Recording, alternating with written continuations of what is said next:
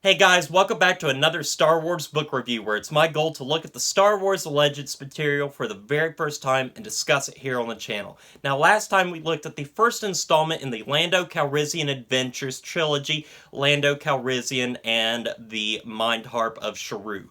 Now this time we will be moving forward and looking at the second installment, Lando Calrissian and the Flamewind of Oseon.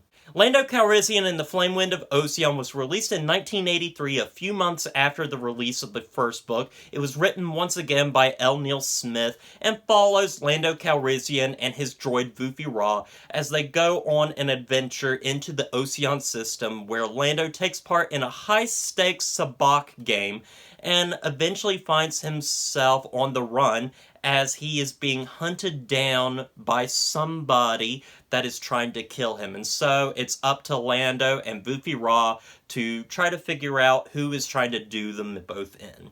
Now, if you guys remember back to my previous review for the first novel in the Lando Adventures trilogy, you guys will remember that I did not love that first book. In fact, I had many problems with it and was very disappointed by it. Many of the problems I had with it had to do with the characterization of Lando and some of the awkward dialogue, as well as just some very bad pacing overall throughout the book, specifically with the second act.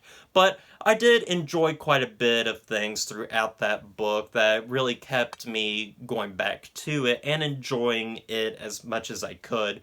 But still, overall, I was very disappointed. So I was worried going into the second book, afraid that I was going to feel pretty much the same way. However, I can say that I really did enjoy this book a whole lot more than the first novel. In fact, I would say that it is a huge improvement over the first novel, but it still has its share of problems that stop it from achieving greatness. Now, many of the problems that I had with the first book are still apparent in this book, and so I'll go over my negatives first with this book. My first couple of negatives have to do, again, with the characterization of Lando Calrissian. When I read Lando Calrissian in this book, I understand that he is a younger character, but I still have a problem feeling like this is Lando Calrissian that I am reading. It could be literally anybody.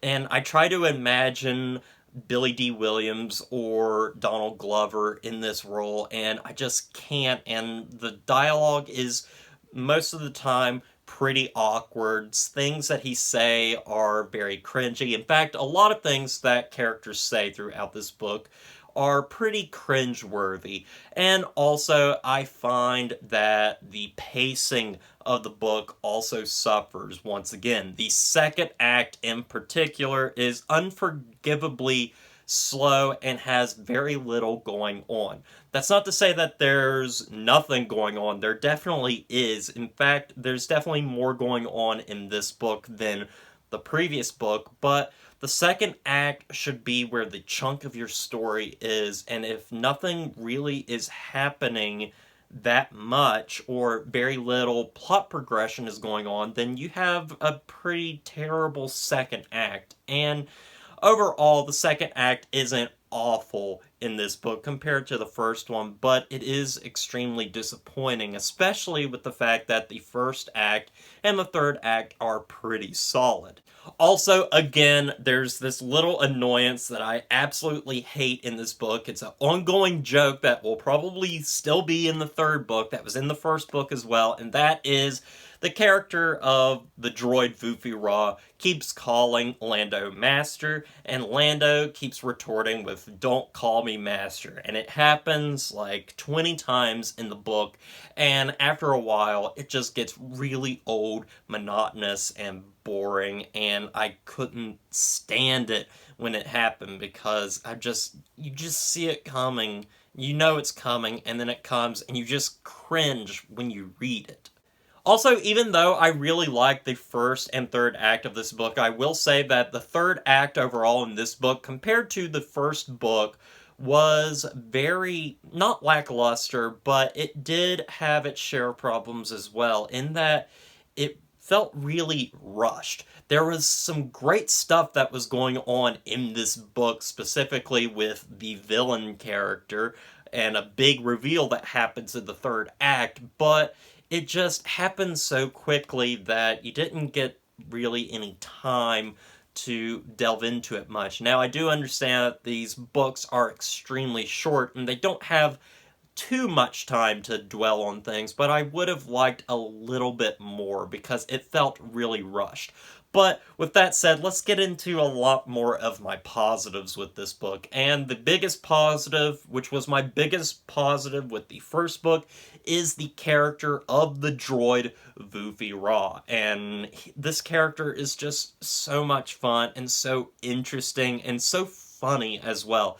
And he's just very unique to the Star Wars universe. He's, he's like a five-pronged star with tentacles and a red eye, and he's just so enjoyable to watch and listen to. And I really liked that there were moments in this book, like we would get whole chapters or segments of chapters that were devoted to Vufi Ra himself, and I thought that was really cool.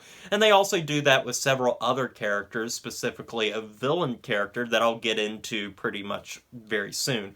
But also, something I like that they delved into with Vufi Ra is kind of his past. We get a little bit more about his past in this that Vufi Ra is kind of aware of, and apparently Vufi Ra actually caused an entire civilization to be destroyed. And I thought that was really interesting. They delve into that, and I hope that continues on into the third book, because I would definitely like to know more about Vufi Ra and the fact that he possibly destroyed an entire civilization of people. Like, that's crazy and crazy big for this small little story, and I really did enjoy that. Also, something that I did enjoy was we get to delve a little bit into Lando Calrissian's past as well, as our villain character of the book tortures Lando and makes him relive some of the worst moments in his life, one of those being him being separated from his mother. And I thought that was really cool and really got me to really care and think about Lando Calrissian in a completely different way. Things that I didn't know about his character that really made me think about him in a different way. And now when I read or look at Lando in the Star Wars movies and stuff, I'm gonna be thinking about that. Even though the stuff is not canon anymore, it's still something interesting to think about.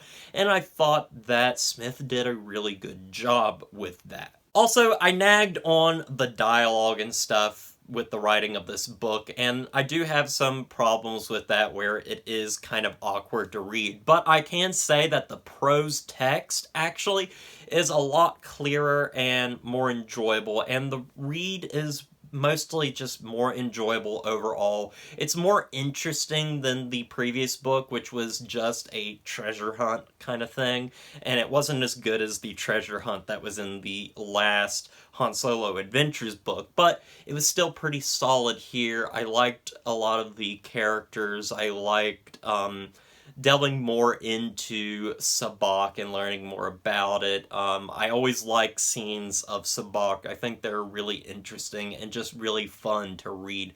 And the author does a really good job with that.